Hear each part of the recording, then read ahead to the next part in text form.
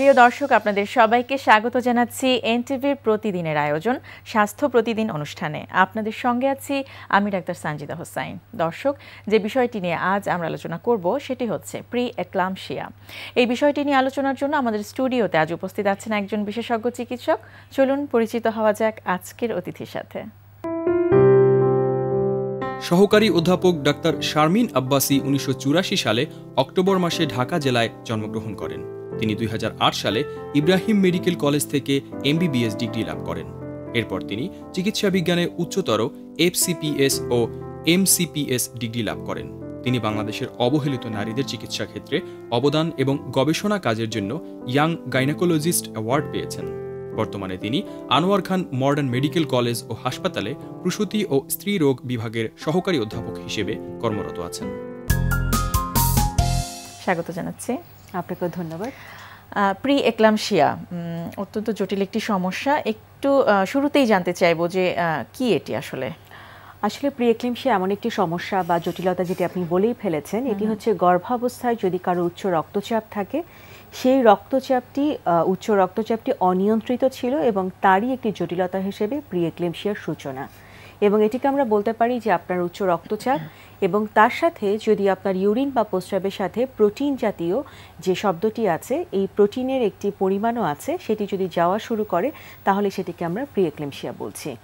এখন হয়তো বিষয়টি আসতে পারে যে আসলে রক্তচাপ তো থাকবেই প্রেগন্যান্সিতে, কিন্তু উচ্চ রক্তচাপ বা কত হলে এটাকে আমরা উচ্চ রক্তচাপ বলছি বা প্রি এক্লাম্পসিয়ার একটা পার্ট বলছি। সাধারণত 140/90 যদি আপনার ব্লাড প্রেশার হয় বা তার থেকে বেশি থাকে এবং তার সাথে আপনার দেখা যাচ্ছে যে ইউরিন বা প্রস্রাবের সাথে শর্করা জাতীয় একটা কিছু চলে যাচ্ছে, প্রোটিন চলে যাচ্ছে, তাহলে সেটিকে সাধারণত আমরা প্রি এক্লাম্পসিয়া বলছি। তো এটির বোঝার উপায় কি? কারণ ওই সময়টাতে একটু উচ্চ রক্তচাপের সমস্যা কিন্তু কম বেশি সবারই থাকতে পারে। তো সেক্ষেত্রে সেটি যে প্রি এক্লাম্পসিয়ার দিকে যাচ্ছে বা কোনো জটিলতার দিকে যাচ্ছে, সেটি বোঝার বা লক্ষণগুলো কি?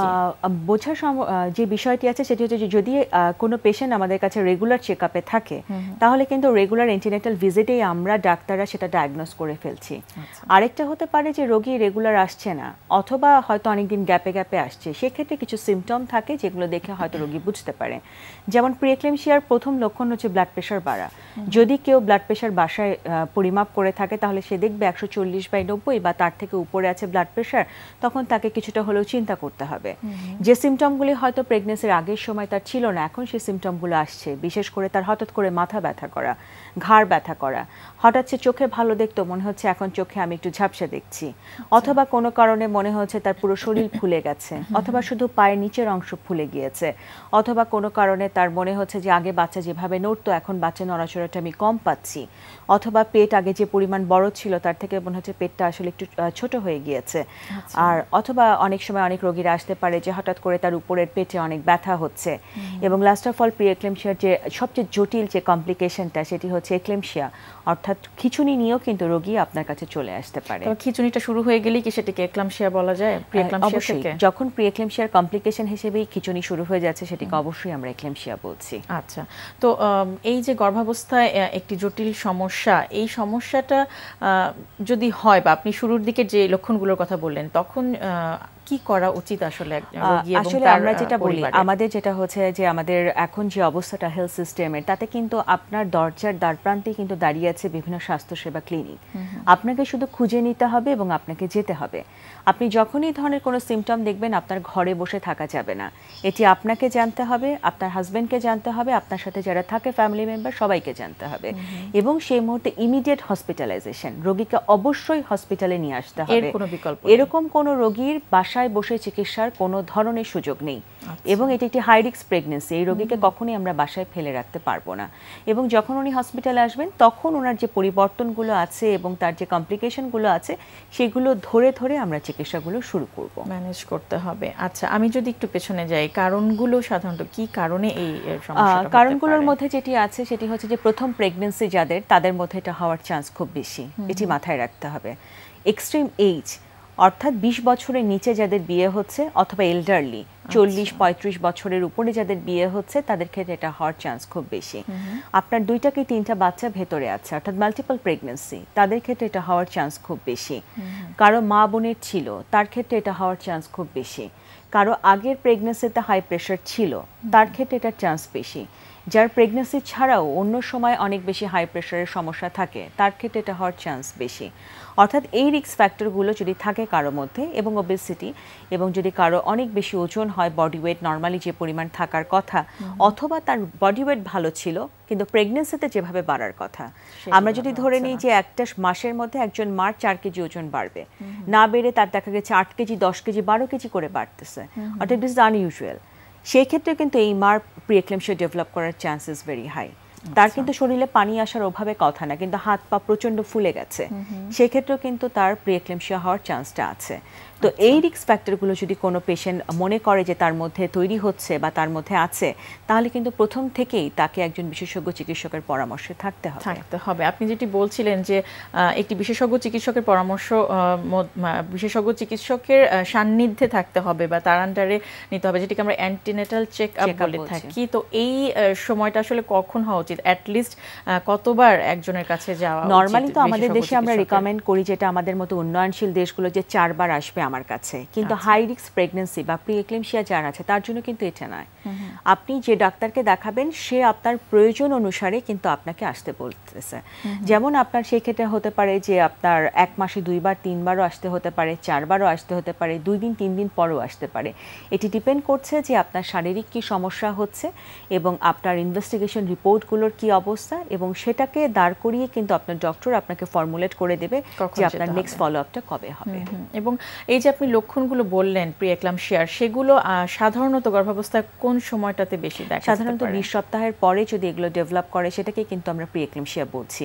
আর 20 সপ্তাহের আগে যদি কোনো মার এই ধরনের সমস্যা থাকে তাহলে ধরে নিতে হবে যে তার প্রি এক্সিস্টিং, এটা হয়তো তার আগে থেকেই, তার প্রেগন্যান্সি শুরুর আগে থেকেই তার হয়তো হাই প্রেশার ছিল। সেক্ষেত্রে যদি প্রিএক্লাম্পসিয়া আপনারা ধরে ফেলেন বা ডায়াগনোসিস করে ফেলেন যে তার প্রিএক্লাম্পসিয়া হয়েছে, ম্যানেজমেন্ট আপনারা কিভাবে দিবেন? ম্যানেজমেন্টটা ডিপেন্ড করে যে রোগী আসলে কতটা সিভিয়ারিটির পর্যায়ে আছে বা কতটা কমপ্লিকেশন। যদি এটি তাকে মনে হয় যে অনেকটা লং টাইম হসপিটালে থাকতে হবে তাহলে সেখানেই রাখতে হবে। আর যদি মনে করি যে না আমরা কিছুটা সময়ের জন্য ট্রিটমেন্ট দিয়ে তাকে ছেড়ে দেওয়া যাবে তাহলে সেভাবে চিকিৎসা করতে হবে। তবে এক্ষেত্রে ট্রিটমেন্টটাকে আমরা 2টা ভাগে ভাগ করতে চাই। একটা হচ্ছে জেনারেল ট্রিটমেন্ট, অর্থাৎ পেশেন্টকে কাউন্সেলিং করা, সাপোর্ট দেওয়া, ফ্যামিলি মেম্বার অ্যান্ড তার হাজব্যান্ডকে বোঝানো যে তার কমপ্লিকেশনটা কী পর্যায়ে এবং এটি যদি প্রপারলি ট্রিটমেন্ট না হয় কী হতে পারে। কারণ একজন মা কিন্তু তখনই অ্যালার্ট হবে, কারণ মারা, আমাদের দেশের মারা কিন্তু কিছুটা হলেও সবকিছু সিরিয়াসলি ইজিলি নিতে চায় না। তো সেক্ষেত্রে আপনি যদি কমপ্লিকেশনগুলো বা যদি সে ট্রিটমেন্ট না করায় তার সিকুয়েলিগুলো কী হবে আপনি বুঝিয়ে দিতে পারেন, তাহলে কিন্তু সেক্ষেত্রে দেখা যায় তার অ্যালার্টনেসটা একটু ভালো হয়। অবশ্যই এক্ষেত্রে ফ্যামিলিকে ইনভলভ করতে হবে। আর ডায়েটের একটা চেঞ্জের ব্যাপার আছে। প্রিএক্লেমশিয়া রোগীদের আমরা বলি যে যেহেতু তার প্রোটিনটা বের হয়ে যাচ্ছে, অতএব তাকে হাই প্রোটিন ডায়েট দিতে হবে, এবং এই হাই প্রোটিন ডায়েটটাই কিন্তু কাজ করবে তার যে হাত পাটা ফুলে গেল, অর্থাৎ অ্যালবুমিনটা যে বের হয়ে যাচ্ছে ইউরিন দিয়ে, সেই অ্যালবুমিনের ঘাটতিটাকে কমিয়ে দেবে। এছাড়া আমাদেরকে যেটি করতে হবে যে এরকম অনেক পেশেন্ট যাদের আগে হিস্ট্রি আছে অথবা আগে প্রেশার ছিল, এখন প্রিএক্লেমশিয়া, আমরা সাধারণত অ্যাসপিরিন জাতীয় একটি ওষুধ দিয়ে তাদেরকে চিকিৎসা করি, এবং এই অ্যাসপিরিনের কাজটা থাকে যে ব্লাড সার্কুলেশনটাকে ভালো রাখে, যার ফলে বাচ্চার মধ্যে যেন প্রপারলি নিউট্রিশনটা যায়। অনেক সময় antioxidant, vitamin E and C দিয়ে আমরা ট্রিটমেন্ট দিচ্ছি।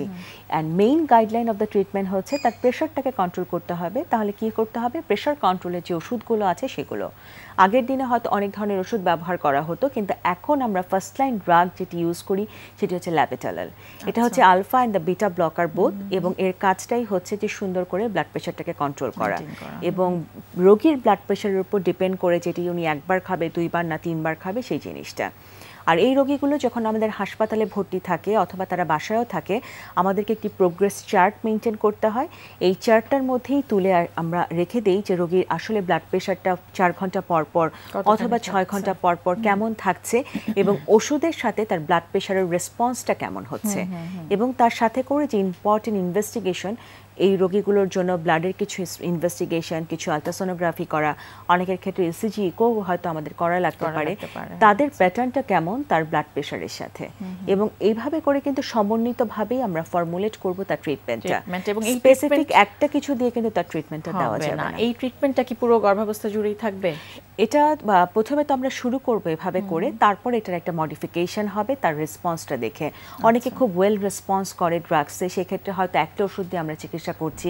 অনেকে দেখা যাচ্ছে একটা ওষুধ দিয়ে রেসপন্স হচ্ছে না, সেখানে আরেকটা ওষুধ যোগ করতে হচ্ছে, অনেক সময় 3টা ওষুধ আমাদের যোগ করতে হতে পারে। এবং সিভিয়ার পর্যায়ে যখন এটি চলে যায় তখন ম্যাগনেসিয়াম সালফেট নামে একটি ওষুধ আছে, যে ওষুধটাকে আমরা প্রোফাইলেকটিক হিসেবে রোগীদেরকে দিয়ে দিই যেন তাদের খিঁচুনিটা না হয়। আচ্ছা, একটু জানতে চাইবো জটিলতা, ইতিমধ্যে কিছুটা আপনি ধারণা দিয়েছেন, ঝুঁকি বা জটিলতা এর মধ্যে কি আছে? যদি জটিলতার বিষয়টি যেটি যে প্রত্যেকটি মাকে একটু মনে করিয়ে দিতে চাই, প্রিএক্লেমশিয়া যদি আপনি কন্ট্রোলে রাখেন এটি কোনো ব্যাপারই নয়, কিন্তু এটি যখন অনিয়ন্ত্রিত অবস্থায় চলে যাবে এটি এমন একটি সমস্যা আপনার মাথা থেকে পা পর্যন্ত যে কোনো অর্গানকে এটা ইনভলভ করতে পারে। মাথার ক্ষেত্রে আমরা যদি বলি তার খিঁচুনি হতে পারে, এবং খিঁচুনি হওয়া মানে তার নিজের যেরকম একটা ক্ষতি হয়ে গেল সাথে সাথে বাচ্চাটার ক্ষতি। অনেক সময় চোখে আপনি কম দেখতে দেখতে আপনি ব্লাইন্ড হয়ে যেতে পারেন, অন্ধ হয়ে যেতে পারেন, আপনার লিভার ফেল করতে পারে, হার্ট ফেল করতে পারে, লাং ফেল করতে পারে। অতএব মাল্টি সিস্টেম অর্গানটার জন্য অনেক কিছু হতে পারে এবং মাল্টি সিস্টেম অর্গানকে এটা ইনভলভ করতে পারে। এবং একটি কমন কমপ্লিকেশন যেটি হচ্ছে হেল্প সিনড্রোম আমরা বলি, অর্থাৎ তার ব্লাডটা যেমন একদিকে কমে যাচ্ছে, লিভার এনজাইম একদিকে বেড়ে যাচ্ছে, এবং প্ল্যাটিলেট নামে যে ব্লাডের যে একটি অংশ থাকে সেটিও অনেকটা কমে যাচ্ছে। এবং এটি একটি লাইফ থ্রেটেনিং কমপ্লিকেশন। এক্ষেত্রে যদি প্রপারলি মুহূর্তের সাথে এবং সময়ের সাথে যদি রোগীদেরকে আমরা ম্যানেজ করতে না পারি তাহলে কিন্তু মৃত্যুর হাত থেকে আমাদের বাঁচানোটা খুব কঠিন হয়ে যায়। এবং বাংলাদেশের মর্টালিটি রেট যদি আমরা চিন্তা করি তাহলে কিন্তু তার একটা ইম্পর্টেন্ট জায়গা জুড়ে প্রি-এক্লিমশিয়া এবং এক্লিমশিয়া আছে। মৃত্যুর হারের প্রধান কারণ এটি অন্যতম প্রধান কারণ। এবং এখন কিন্তু সময় চলে এসেছে, যেহেতু আমরা স্বাস্থ্যসেবাকে এগিয়ে নিচ্ছি, দ্বার প্রান্তে সেবা দেওয়ার চেষ্টা করছি, তাহলে এই মুহূর্তে সময় চলে এসেছে প্রি-এক্লিমশিয়া এবং এক্লিমশিয়াকে প্রতিরোধ করার। চমৎকার বললেন, অনেক অনেক ধন্যবাদ আপনাকে গুরুত্বপূর্ণ তথ্যগুলো দেওয়ার জন্য। আপনাকে ধন্যবাদ।